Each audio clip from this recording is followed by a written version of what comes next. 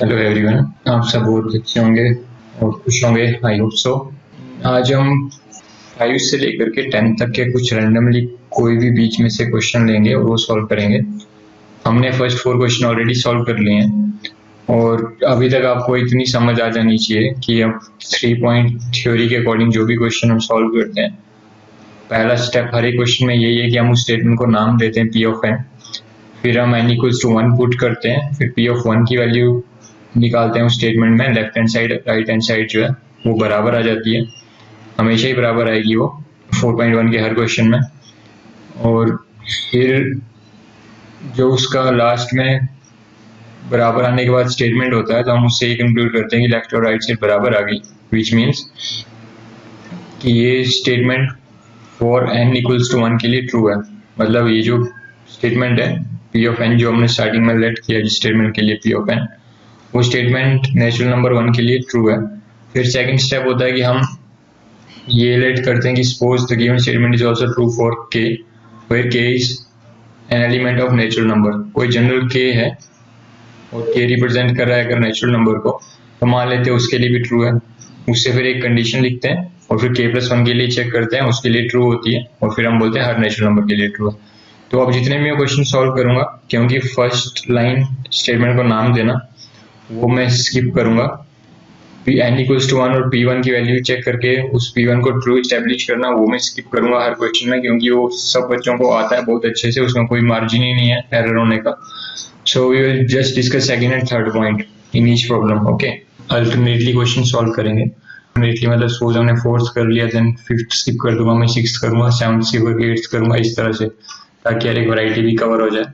बाकी आप ट्राई करना। सो ये मैंने नोट कर लिया है यहाँ पे, और अब हम इसका प्रूफ यहाँ पे सेकंड पॉइंट से स्टार्ट करते हैं। स्टार्टिंग में जो कुछ प्रोसेस है वो, और सेकंड पॉइंट मतलब late p of k is also true, suppose p of k is also true, and यहाँ पे आपको डिफाइन भी करना है where k is what, where k is an element of natural number। अगर ऐसा होगा then p of k will be such that the statement will seem like 1.2, ये स्टेटमेंट आपको पंक्ति ऐसी देखने में आएगी 2.3 प्लस फिर 3.4, बट मैं इसको सिंपली डॉट डॉट लिखता हूँ, पता है कैसे बढ़ रहे हो।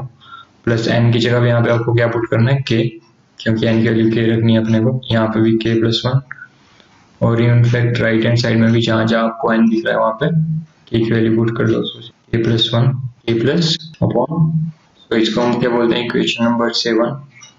फिर नेक्स्ट स्टेप क्या होता है कि अगर हम ये बोल रहे हैं कि p of k के लिए बात ट्रू है, तो अपने को ये चेक करना है कि what about p of k+1, यही पंक्ति अगर हम यही पंक्ति k+1 के लिए ट्राई करें, लिखेंगे +1 विल बी सच दैट 1.2 ऐसे देखने में आएगा, फिर 2.3 3.4 सो ऑन अप टू कहाँ तक k इंटू k+1 भी आएगा, यहाँ तक तो आएगा ही आएगा, प्लस अगला टर्म जो ये n की वैल्यू k+1 रखनी है वहाँ वो वाला भी पार्ट आएगा।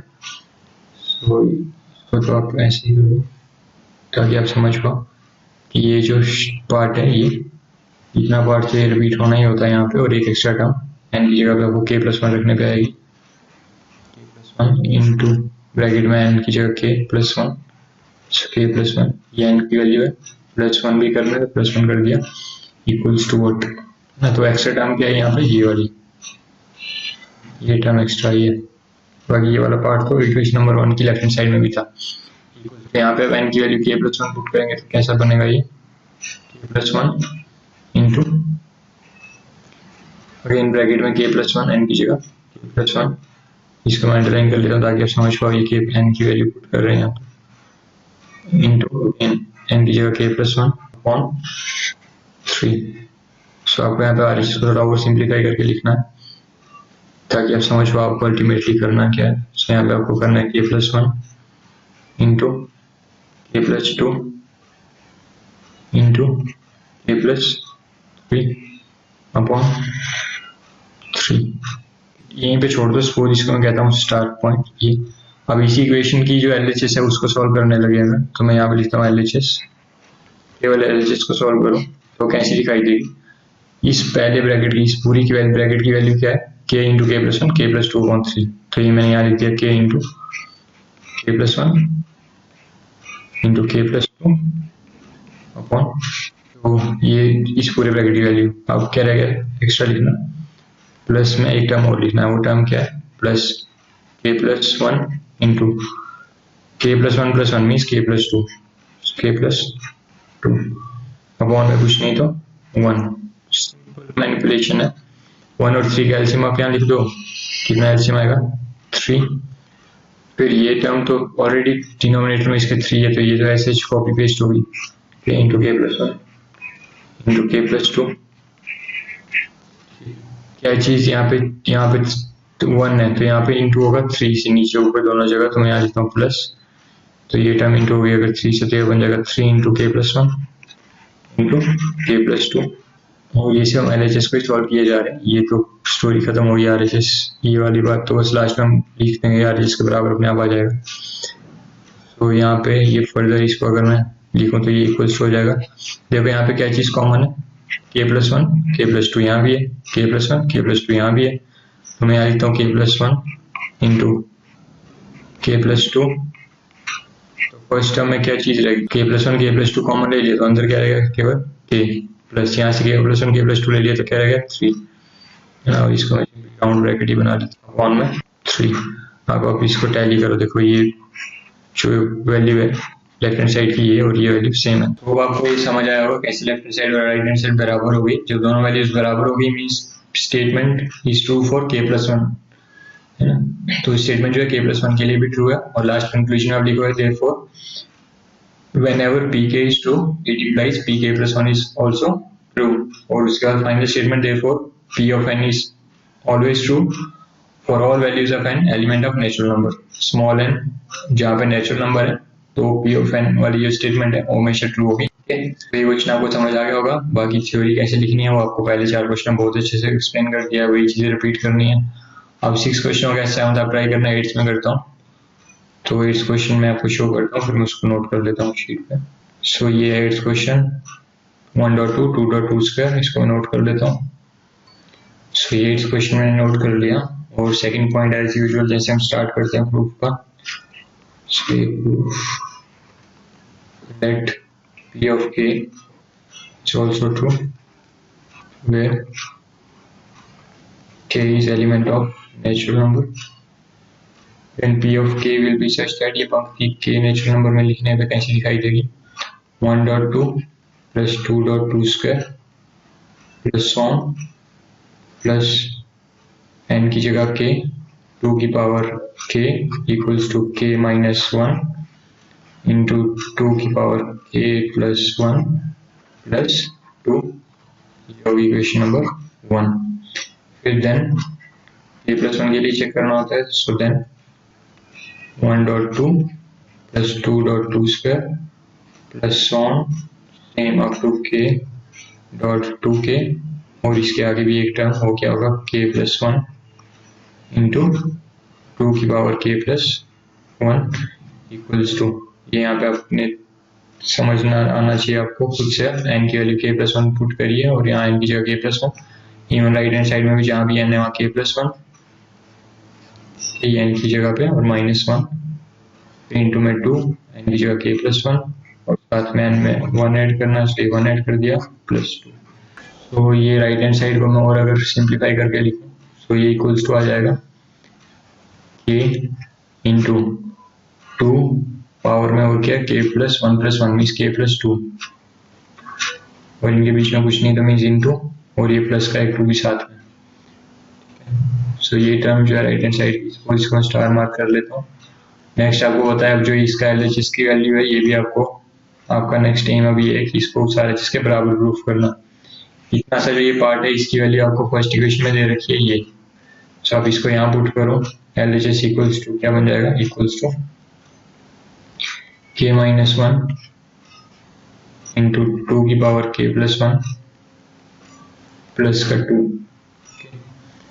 ये तो इस वाले पहले वाले टर्म की वैल्यू आई है, प्लस क्या आएगा एक वैल्यू एक्स्ट्रा साथ में, एक टर्म ये भी आएगा k प्लस 1 इंटू 2 की पावर k प्लस 1।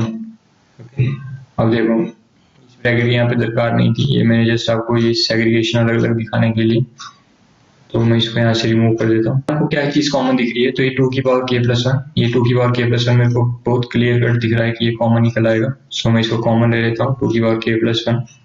पहली टर्म में क्या चीज रहेगी बाकी, k माइनस 1, और लास्ट टर्म में क्या रहेगा बाकी k प्लस 1। तो इनको मैंने यहाँ पे लिख दिया, प्लस के साथ k प्लस 1 था। एक्स्ट्रा क्या चीज रहेगी, एक ये टर्म थर्ड टर्म ये भी लिखनी पड़ेगी प्लस कर दो, ओके, इक्वल्स टू 2 की पावर कितनी है k प्लस 1, ओके। यहाँ पे ये 1 और ये 1 कैंसिल हो गया, 2 k बाकी रहेगा k प्लस k 2k, तो इंटू में 2 k या फिर 2 इंटू k बोल दो, एक ही बात, प्लस में 2 की और कुछ नहीं, यहाँ पे 1 2 और 2 सेम बेस, तो पावर क्या हो जाएगी इनकी added, base is the same, power is added. तो यहाँ पे हम लिख सकते हैं k मल्टीप्लाई हो रहा है किसके साथ, k को मैं मल्टीप्लाई कर देता हूँ अलग से, k मल्टीप्लाई हो रहा है 2 की पावर k प्लस 1 मतलब k प्लस 2, और एक एक्स्ट्रा टर्म आ गया 2, और इसको भी कर देता हूँ स्टार मार्क। और ये देखो ये वाली जो थी राइट हैंड साइड की, ये वाला जो एक्सप्रेशन था राइट हैंड साइड का और ये जो एक्सप्रेशन है लेफ्ट हैंड साइड का, दोनों सेम है। तो आप नेक्स्ट टाइम लिखोगे therefore truth of pk implies the truth of pk plus 1, okay? Truth of pk implies the truth of pk plus 1। फिर फाइनल स्टेटमेंट आपकी punch line, therefore p of n is always true for all values of n element of natural number, hence proved, खत्म कहानी। अब ये 8th question हो गया, 9th आप try करना, 10th में करके बताता हूँ आपको। 10th क्वेश्चन की स्टेटमेंट शो करता हूँ आपको, ये 10th क्वेश्चन है, इसको मैं नोट कर लेता हूँ, इसको सॉल्व करते जल्दी से। तो ये 8th क्वेश्चन की स्टेटमेंट लिखी मैंने यहाँ पे, आपको पता है पहले स्टेप क्या होता है, और मैं सेकंड पॉइंट से स्टार्ट करता हूँ, 3 पॉइंट से वेरी क्या। सो सेकंड पॉइंट में अपने को लेट करना होता है let p of k is also true, वो वाले पार्ट आपको जैसे मैंने बताया खुद से नोट कर लें। सेकंड पॉइंट में आपको बता रहा हूँ let p of k is also true where k is element of natural number, then p of k will be such that, कैसा लिखा जाएगा, p of k 1/2 की power 1/2 into 5 plus 1/5 into 8 plus 1/8 into 11 plus so on, plus last में 1/3 into k minus 1 into 3 into k plus 2, इनकी जगह हमने k value put कर दी, equals to यहाँ पे भी k/6k plus 4। This is equation number 1, इसको इक्वेशन नंबर 1 मान लिया, ओके। नेक्स्ट आपको पता क्या करना होता है, p of k plus 1 check करना है हमें कि p ऑफ k प्लस 1 कैसा होगा। तो लिखते हैं यहाँ पे p of k plus 1 will be such that, वो भी लास्ट टर्म को छोड़ के बाकी सेम ही होगा, बस लास्ट टर्म में अंतर आता है, प्लस k तक की टर्म्स ऐसे लिख जाएंगे यहाँ पे, terms 3k minus 1 into 3k plus 2 plus extra term क्या आएगी यहाँ पे, k प्लस 1 डालेंगे तो वो एक्स्ट्रा टर्म बन जाएगी। सो मैं यहाँ लिखता हूँ 1/, ये LHS यहाँ पे इंटू n की जगह पे यहाँ पे k प्लस 1 और माइनस 1, ठीक है, इंटू में 3 इंटू n की जगह k प्लस 1 और इक्वल्स टू RHS, इसका क्लियरली लिख रहा होगा, इक्वल्स टू n की जगह k प्लस 1 पुट करना है, तो यहाँ पे k प्लस 1 अपॉन में 6 इंटू k प्लस 1 प्लस 4, ये ब्रैकेट है 3 स्क्वायर ब्रैकेट बना लेता हूँ। फिर थोड़ा RHS को सिंप्लीफाई करके लिखूंगा तो क्या बनेगा, k plus 1 upon 6 into k 6k plus 6 into 1 6 plus 4 10, तो सिंपली लिखता हूँ यहाँ पे 10 6k प्लस 10। आपको पता है नेक्स्ट इसको मैं स्टार मार्क कर देता हूँ कि LHS को इसकी तरह बनाना, तो सिंपली LHS को लेकर सॉल्व करते रहेंगे LHS।